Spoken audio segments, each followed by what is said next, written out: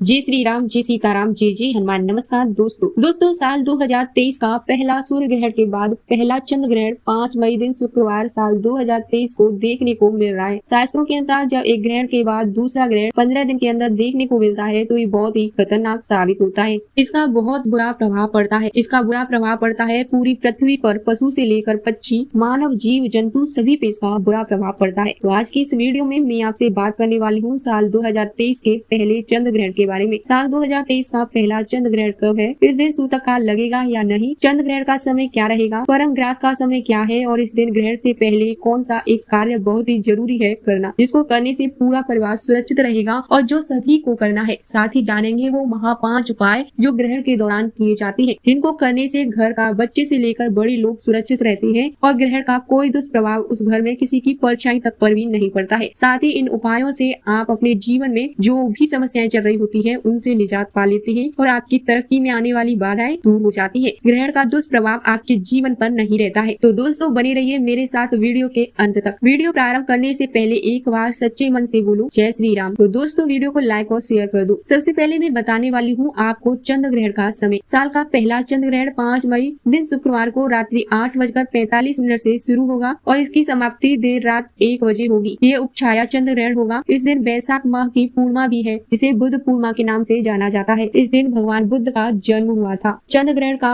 परम ग्रास समय रहेगा रात 10:53 पर। चंद्र ग्रहण का सूतक काल 9 घंटे पहले शुरू हो जाता है, लेकिन साल का पहला चंद्र ग्रहण भारत में दिखाई नहीं देगा, इसलिए ऐसा कहा जाता है कि यहाँ पर सूतक काल मान्य नहीं होगा। परंतु शास्त्रों के अनुसार देखा जाए तो सूतक काल मान्य होता है, क्योंकि जो ग्रहण होता है उसकी जो छाया होती है, उसकी जो किरणें होती है वो पृथ्वी के किसी न किसी भाग पर तो आती है, इसलिए सभी मानव जाति के लिए ये बहुत ज्यादा दुष्प्रभाव लाता है।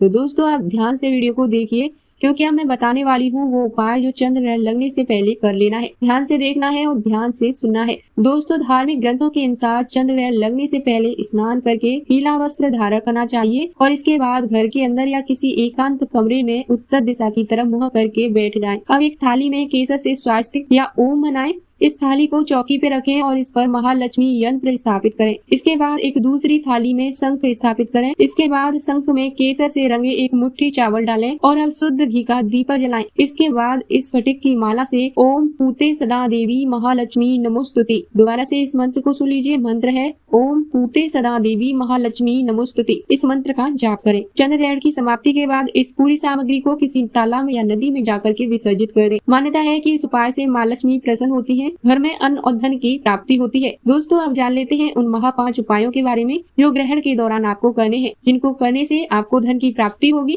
नौकरी में पदोन्नति होगी, व्यापार में लाभ होगा, घर में सुख शांति और मन वांछित इच्छाओं की पूर्ति होगी। तो बढ़ते हैं आज की वीडियो के पहले उपाय की ओर। दोस्तों पहला उपाय है धनवान बनने का उपाय। अगर किसी व्यक्ति के जीवन में बहुत ज्यादा गरीबी है तो वो ये उपाय कर सकता है। दोस्तों अमीर बनने के लिए वैसे तो चींटियों को आटा और शक्कर खिलाना बहुत ही कारगर माना जाता है, लेकिन चंद्र ग्रहण के दौरान जो व्यक्ति चींटियों को चावल का आटा खिलाता है उसके घर में पैसों की बारिश होती है। अब जानते हैं दूसरे उपाय के बारे में। दोस्तों दूसरा उपाय है कर्ज से मुक्ति का उपाय। जिस व्यक्ति के ऊपर बहुत ज्यादा कर्जा हो गया है, कर्ज से परेशान है, उनके लिए ज्योतिष शास्त्रों के अनुसार पैसे की तंगी को दूर करने के लिए चंद्र ग्रहण के दौरान एक ताला खरीदना है और उस ताले को रात में चंद्रमा की रोशनी में रख देना है। सुबह उस ताले को मंदिर में रख कर आना है। इस तरह के उपाय कुछ ही दिनों में राहत देते हैं, यानी कि आप ये उपाय चंद्र ग्रहण के दौरान करेंगे तो आने वाली अगली पूर्णिमा तक आपका जो कर्जा है वो खत्म हो जाएगा। दोस्तों आप जानते हैं तीसरे उपाय के बारे में। जिन लोगों की नौकरी नहीं लग रही है, बेरोजगार घूम रहे हैं, उनको अपनी मनपसंद नौकरी की इच्छा है, तो वे लोग चंद्र ग्रहण पर मीठे चावल कौओं को खिलाएं और साथ में काले कुत्ते को रोटी खिलाएं और गाय माता को भी रोटियां खिलाएं। ये उपाय चंद्र ग्रहण के दौरान किया जाता है। जो नौकरी में समस्याएं आ रही होती है वे दूर हो जाती है और नौकरी में सफलता मिलती है। दोस्तों आप जानते हैं चौथे उपाय के बारे में। चौथा उपाय माँ लक्ष्मी से संबंधित है। जिनके घर में धन की कमी हो रही है, माँ लक्ष्मी का वास उनके घर में नहीं है, तो उनको परेशान होने की जरूरत नहीं है। उनको माता लक्ष्मी का आशीर्वाद लेने के लिए एक चांदी का टुकड़ा या फिर कोई भी वस्तु चांदी की लेनी है, दूध और गंगा जल में मिलाकर चंद्र ग्रहण के समय चंद्रमा की छाया में रख देनी है। जब ग्रहण समाप्त हो जाएगा तो उससे अगले दिन इस टुकड़े को, यानी जो चांदी का टुकड़ा आपने रखा है, जो चांदी की वस्तु आपने रखी है, उसको उठा लाएं और अपनी तिजोरी में जहाँ धन रखा जाता है उस स्थान पे रख दें। ऐसा करने से जीवन में कभी धन की समस्या नहीं आएगी और माँ लक्ष्मी का आशीर्वाद बना रहेगा। अब जान लेते हैं 5वें उपाय के बारे में। 5वां उपाय है कारोबार से संबंधित। व्यक्तियों को व्यापार व्यापार में लाभ नहीं हो रहा है, या कोई कारोबार करते हैं उसमें लाभ नहीं हो रहा है, या कोई दुकान खोली है परंतु उसमें भी कोई फायदा नहीं है, कोई लाभ नहीं है, तो ऐसे व्यक्तियों को चंद्र ग्रहण के दिन गोमती चक्र की विधि विधान से पूजा करनी है। गोमती चक्र बाजार में आसानी से मिल जाएंगे, उनको ला करके माँ लक्ष्मी के सामने रख करके उनकी विधि विधान से पूजा करनी है। साथ ही जो गोमती चक्र है उनको हाथ में रखकर माँ काली के मंत्र का 51 बार जाप करना है। बाद में गोमती चक्र को एक डिब्बे में बंद करके अपने कार्य स्थल पर रख लेना है। माँ काली का जो मंत्र है वो आप स्क्रीन पर देख रहे हैं, इस मंत्र को आप नोट कर सकते हैं। इससे कुछ ही दिनों में लाभ मिलने लगेगा और ये उपाय आपके जीवन में उन्नति और तरक्की लाएगा। इस उपाय से कई लोगों के मार्गदर्शन हो चुके हैं, तो आप भी देर न करते हुए इस उपाय को जरूर अपनाएं। दोस्तों, बहुत ही जरूरी जानकारी ये है कि आप सोचते हैं कि ग्रहण क्यों लगता है। शास्त्रों के अनुसार माने तो इसके पीछे एक पौराणिक कहानी है, जिसमें कि राहु और केतु नामक दो राक्षस चंद्र ग्रहण के दौरान चंद्रमा को सूर्य ग्रहण के दौरान सूर्य को निगलने का प्रयास करते हैं। यही कारण है कि ग्रहण लगता है। और वैज्ञानिक दृष्टि से देखा जाए तो पृथ्वी सूर्य के चक्कर लगाती है और चंद्रमा पृथ्वी के चक्कर लगाता है। एक ऐसा समय आता है जब पृथ्वी चंद्रमा और सूर्य के बीच में आ जाती है। तीनों एक ही लाइन में होने के कारण चंद्रमा तक सूर्य की रोशनी नहीं पहुंच पाती है और इस स्थिति को चंद्र ग्रहण कहा जाता है। दोस्तों, हमारे द्वारा दी गई जानकारी आप लोगों को पसंद आई होगी। जानकारी पसंद आई है तो वीडियो को लाइक कर दें। अभी तक आप लोगों ने चैनल को सब्सक्राइब नहीं किया है तो चैनल को सब्सक्राइब करें और नीचे कमेंट में जय श्री राम, जय वागीश्वर धाम अवश्य लिखें। मैं मिलती हूँ आपको एक ऐसी ही जानकारी के साथ। जब तक जुड़े रहिए हमारे चैनल।